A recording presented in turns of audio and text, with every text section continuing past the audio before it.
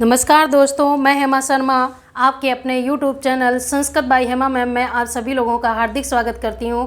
कैसे हैं आप लोग? उम्मीद है कि सभी लोग अच्छे होंगे, मस्त होंगे, स्वस्थ होंगे और बिंदास होकर तैयारी कर रहे होंगे। दो पंक्तियाँ आपके लिए कि रख हौसला ये मंजर भी आएगा, रख हौसला ये मंजर भी आएगा, प्यासी के पास चलकर समंदर भी आएगा, रुक कर या थक कर मत हार ऐ मंजिल के मुसाफिर, और मंजिल भी मिलेगी, मिलने का मज़ा भी आएगा। ये उनके लिए है जो हार मान लेते हैं, जो तैयारी करते रहते हैं और उनको ये लगता है कि हम कैसे तैयारी करेंगे और आगे कैसे पढ़ेंगे। मंजिल उनको बहुत दूर नज़र आती है, तो दूर नहीं है मंजिल, बस लगे रहिए, बहते हुए नदी का पानी बनिए, जल बनिए, नदी बनिए बहती हुई, और किसी ना किसी दिन समंदर से जाके ज़रूर मिलोगे। अगर आप रुक गए तो तालाब बन के सूख जाओगे। तो तालाब नहीं बनना है, बहती हुई नदी बनना है, ताकि समंदर से जाके आप ज़रूर मिलें।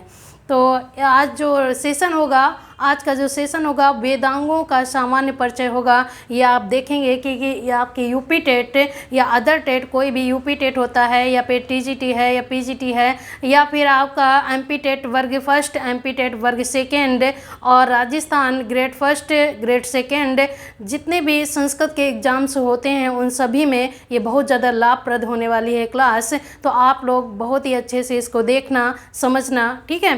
तो आगे देखेंगे कि इसमें दिया गया है कि वेदांगों का सामान्य परिचय। हम लोग वेदांगों का सामान्य परिचय पढ़ेंगे। यहाँ पर आप देखेंगे कि वेदांगों का ये सामान्य परिचय है, यहाँ से क्वेश्चन बहुत ज़्यादा पूछ लिए जाते हैं। यहाँ पर ये श्लोक दिया गया है, ये जो श्लोक दिया गया है ये पाणिनि शिक्षा से दिया गया है, पाणिनि शिक्षा से लिया गया है, पाणिनि शिक्षा।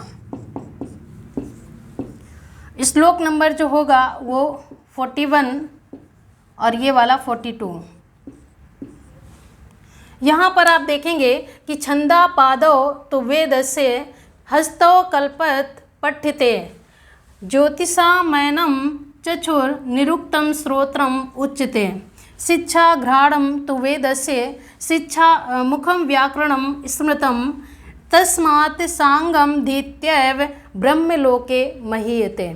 अब यहाँ पर इसका अर्थ देखते हैं। अगर ये पूछा जाए कि बताइए वेदांगों की संख्या कितनी होती है, तो यहाँ पर आप देखेंगे कि वेदांगों की संख्या कितनी होती है। तो 60 वेदांग होते हैं। कितने वेदांग होते हैं? 60 वेदांग होते हैं। वेदांगों की संख्या 6 होती है और वो 6 इसी आपके श्लोक में देखने को मिलेंगे। 6 वेदांग जो आपको देखने को मिलेंगे, इसी में देखने को मिलेंगे। तो यहाँ पर आप देखेंगे कि छंदा पादौ तो वेदस्य, जो छंद होते हैं वो छंद होते हैं, ये देखिए छंद क्या है, वो वेद, जो वेद पुरुष है, एक पुरुष मान लिया, वेदांगों को क्या मान लिया गया? पुरुष मान लिया गया कि छंद जो हैं वो क्या है? पाद हैं। वेद, जो वेद पुरुष है उसका जो छंद है वो क्या है?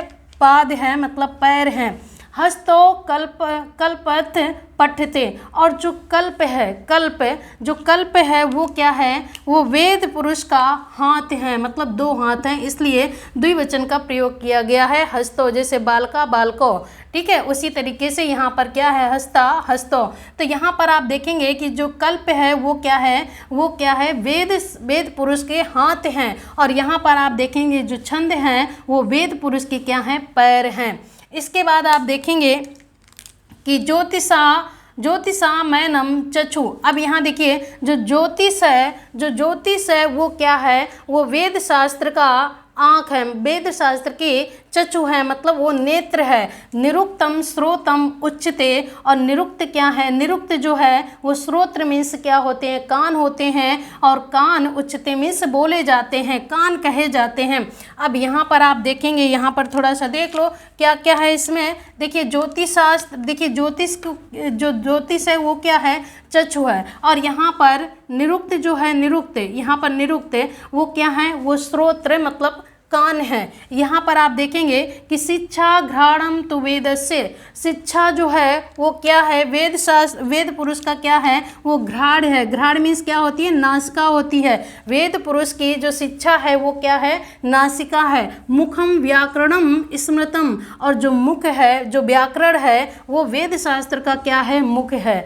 जो व्याकरण है वो वेद शास्त्र का क्या है? मुख है।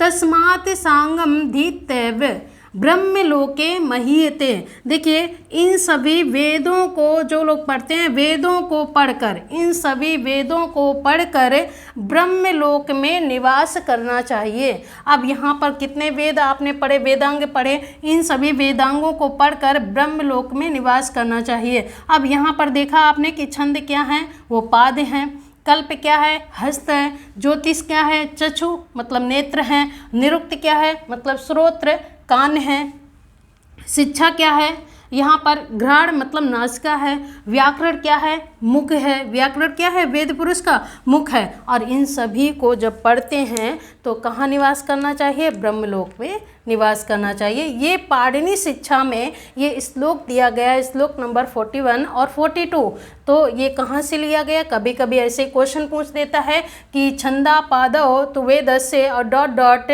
और इस तरीके से कल्पथ पठते। अब यहाँ पर क्या भरा जाएगा, अगर आपको ये श्लोक याद है तब तो आप कर ले जाओगे, याद नहीं है तो प्रॉब्लम हो जाएगी। यहाँ पर देखिए ऐसे कोई भी लाइन दे सकते हैं कि शिक्षा डॉट डॉट तु वेदस्य मुखम डॉट डॉट स्मृतम। तो अगर लाइन पूरी याद है तो बता ले जाओगे कि शिक्षा घ्राणम तु वेदस्य मुखम व्याकरणम स्मृतम। तो ये इसको याद करना चाहिए, याद कर लेना आप लोग, ठीक है। अब यहाँ पर आप देखेंगे कि जो सबसे पहले वेदांगों का जो उल्लेख मिलता है वो कहाँ पर मिलता है, मुंडको उपनिषद में मिलता है। तो यहाँ पर आप देखेंगे कि सबसे पहले वेदांगों का उल्लेख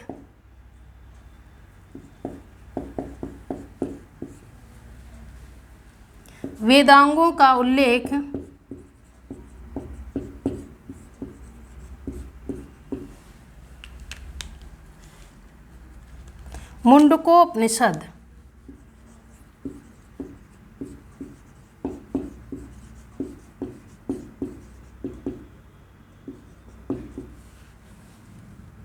में प्राप्त होता है।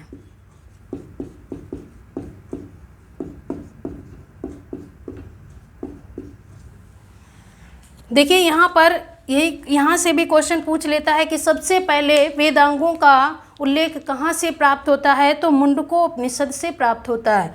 अब यहाँ पर आप ये भी पूछ लिया जाए कि मुंडको उपनिषद से कहाँ पर, तो यहाँ पर आप देखेंगे कि मुंडको उपनिषद में भी कहाँ से, तो यहाँ पर देखेंगे मुंडको उपनिषद, जो उपनिषद होते हैं उनकी दो विद्याएं होती हैं। मुंडको उपनिषद के दो पार्ट, एक आपकी हो जाएगी परा विद्या और एक हो जाएगी अपरा विद्या।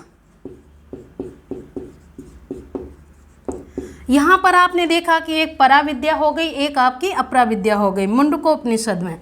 अब यहाँ पर जो अपरा विद्या है, अपरा विद्या में क्या क्या प्राप्त होता है, तो यहाँ पर आप देखेंगे कि अपरा विद्या में चार वेद और प्लस 6 इसके बाद यहाँ पर और क्या, 6 वेदांग क्या क्या मिलता है यहाँ पर अपरा विद्या में क्या प्राप्त होता है, अपरा विद्या में 4 वेद प्राप्त होते हैं और 6 वेदांग प्राप्त होते हैं, मतलब 6 वेदांग प्राप्त होते हैं और यहाँ पर 4 वेदा प्राप्त होते हैं। इसके बाद यहाँ पर आप देखेंगे कि ये 6 वेदांग हो गए। वेदांगों की संख्या कभी कभी ऐसे ही पूछ लेता है कि वेदांगों की संख्या कितनी होती है, तो वेदांगों की संख्या होती है 6। अब यहाँ पर वे देखिए थोड़ा सा यहाँ पर बता देते हैं।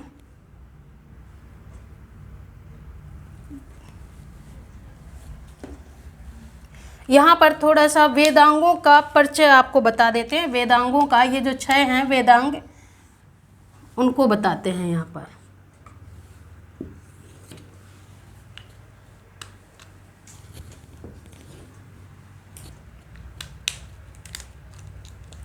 हाँ, यहाँ पर आप देखेंगे 6 वेदांग जो हैं उनको आप देखेंगे थोड़ा ऐसे क्रमबद्धता से याद हो जाते हैं वो 6 वेदांग। यहाँ पर आप देखेंगे जैसे कि इस क्रम के अकॉर्डिंग आप याद करेंगे थोड़ा कम याद हो पाता है, और इस क्रम के अकॉर्डिंग जो हम आपको बताने जा रहे हैं उस क्रम के अकॉर्डिंग अगर आप बताएंगे तो पढ़ेंगे तो जल्दी याद हो जाता है। जैसे कि पहले क्या है, शिक्षा कल्प व्याकरण निरुक्त छंद ज्योतिष। देखिए 6 के 6 पूरे हो गए, शिक्षा कल्प व्याकरण निरुक्त छंद ज्योतिष। अब यहाँ पर ऐसे याद करना है, ये भी बहुत ज़रूरी है, पूछ लिया जाता कि इनमें से कौन सा वेदांग है, और उनमें 3 कोई और ऑप्शन होंगे और एक इन्हीं 6 वेदांगों में से कोई एक वेदांग होगा। तो वहाँ पर आपको बताना होगा कि बताइए, वो पूछ लें कि बताइए इसमें कौन सा वेदांग, अगर आपको वेदांग याद हैं 6 पूरे तो आप उनमें से बता ले जाओगे। और कभी कभी क्या होता है कि ये क्वेश्चन पूछा जाता कि इसमें से कौन सा वेदांग नहीं है, तो शिक्षा कल्प व्याकरण और एक और कोई दूसरा शब्द बना के रख देते हैं, तो वहां पर आपको ये पता करना है कि इसमें से कौन सा वेदांग नहीं। आपको ये 6 वेदांग पता होंगे तो वो जो नहीं है वो भी पता हो जाएगा। अब यहाँ पर आप देखेंगे कि शिक्षा क्या है, ये इसी देखिए सूत्र में ही सब कुछ, श्लोक में ही सब कुछ लिखा हुआ है। यहाँ पर शिक्षा क्या है, शिक्षा जो है वो वेद पुरुष का क्या है, घ्राण है। क्या है, घ्राण। घ्राण मीन्स क्या होती है, नासिका। शिक्षा जो है वो वेद पुरुष का क्या है, घ्राण है। यहाँ पर आप देखेंगे कल्प। कल्प क्या है, कल्प हस्त हैं। हस्त मीन्स क्या होते हैं, सभी लोग जानते हैं, हस्त मीन्स हाथ होते हैं। इसके बाद मुख। व्याकरण क्या है, व्याकरण वेद पुरुष का क्या है, वेद पुरुष का मुख है। निरुक्त क्या है वेद पुरुष का, तो श्रोत्र है, मतलब कान है। इसके बाद आप देखेंगे छंद। छंद क्या है, पाद। पाद का मतलब पैर हैं, छंद क्या है, पैर हैं। ज्योतिष आप देखेंगे, ज्योतिष। ज्योतिष क्या है, ज्योतिष चक्षु। चक्षु का मतलब क्या हुआ, नेत्र। ये क्या है, नेत्र है। अब यहाँ पर आपने देखा ऐसे ही कभी पूछ लेता है कि बताइए व्याकरण वेद पुरुष का क्या है, तो मुख है। पूछ लिया जाए कि निरुक्त वेद पुरुष का क्या है, तो श्रोत्र है। छंद वेद पुरुष का क्या है, तो पाद है। ज्योतिष वेद पुरुष का क्या है, तो चक्षु है। कल्प वेद पुरुष का क्या है, तो हस्त है। शिक्षा वेद पुरुष का क्या है, तो घ्राण है। घ्राण मीन्स क्या होती है, नासिका। अब यहाँ पर आप इन सभी को आपने देखा, किसी भी प्रकार से क्वेश्चन पूछा जाए तो आपसे बनेगा। यहाँ पर मैंने आपको बता दिया कि ये मुंडकोपनिषद से सर्वप्रथम इसका उल्लेख मिलता है। सबसे पहले यह सर्वप्रथम इसका उल्लेख कहाँ पर मिलता है, तो मुंडकोपनिषद से मिलता है। किसका, वेदांगों का मिलता है। इसके बाद थोड़ी सी बात और बताना चाहेंगे जो बहुत ज़्यादा इम्पॉर्टेंट है और वहाँ से क्वेश्चन पूछ लिया जाता है। तो यहाँ पर थोड़ा और आप देख लीजिए,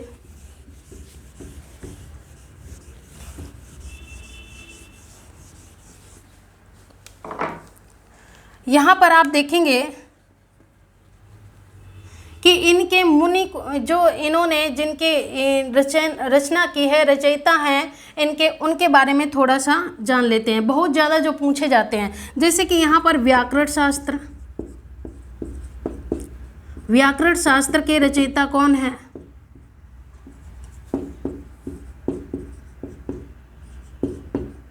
तो सीधी सी बात है अपने महर्षि पाणिनि जी हैं, जिन्होंने व्यवस्थित व्याकरण बनाई है। महर्षि पाणिनि जिन्होंने व्यवस्थित व्याकरण को बनाया। इसके बाद में क्या आता है, निरुक्त। निरुक्त शास्त्र के रचयिता कौन है, आचार्य यास के, महर्षि यास के।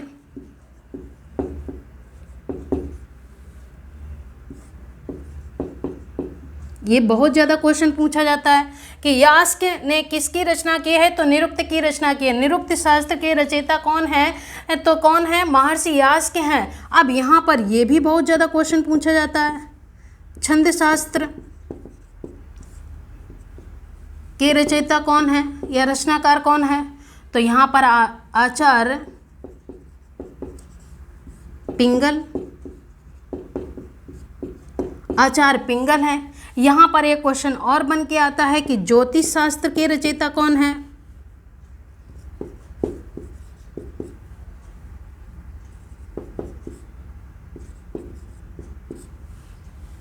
शास्त्र के रचयिता कौन है, तो यहाँ पर देखेंगे आचार्य लगध।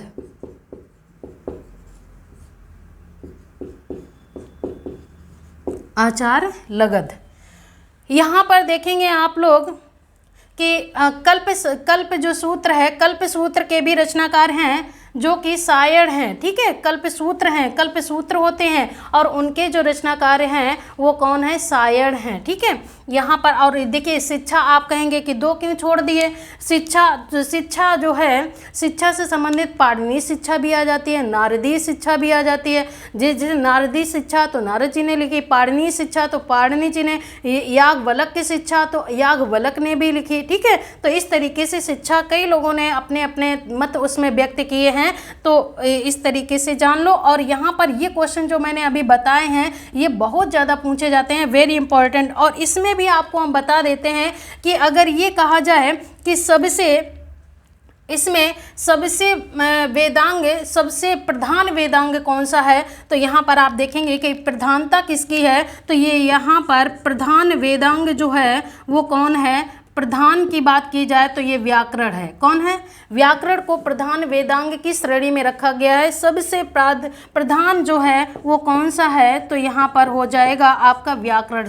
व्याकरण यहाँ पर क्या है, सबसे, यहाँ पर कहाँ गया व्याकरण, व्याकरण क्या है, ये सबसे प्रधान वेदांग है। और अगर इसकी बात की जाए कि सबसे प्राचीन की बात की जाए तो यहाँ पर हो जाएगा सबसे प्राचीन वेदांग कौन सा है, तो सबसे प्राचीन या सबसे पुराना वेदांग आपका हो जाएगा ज्योतिष। और यहाँ पर व्याकरण के आगे हम लिख देते हैं ये सबसे प्रधान, सर्वाधिक सर्वाधिक प्रधान वेदांग कौन है, तो ये आपका हो जाएगा व्याकरण। और ज्योतिष क्या हो जाएगी, सबसे प्राचीन जो वेदांग है, सबसे पुराना वेदांग है वो कौन हो जाएगा, ज्योतिष। तो यहाँ पर एक बार इसको अच्छे से पढ़ लेते हैं।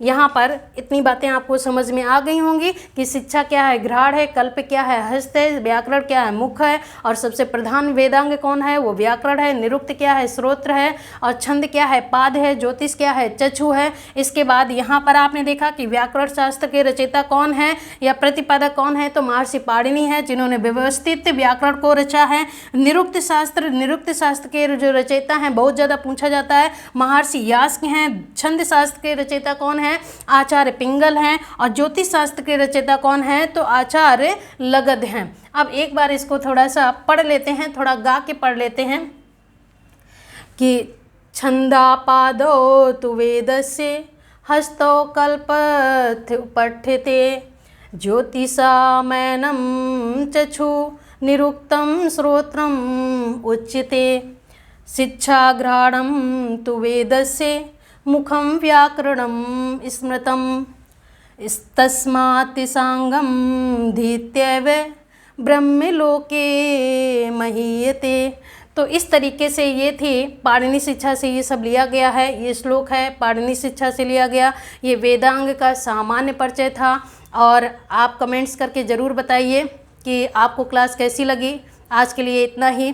कमेंट्स करके ज़रूर बताना कि क्लास कैसी लगी। अच्छी लगी हो तो अच्छा बताना, कोई कमी रह गई हो तो भी बता देना, ठीक है।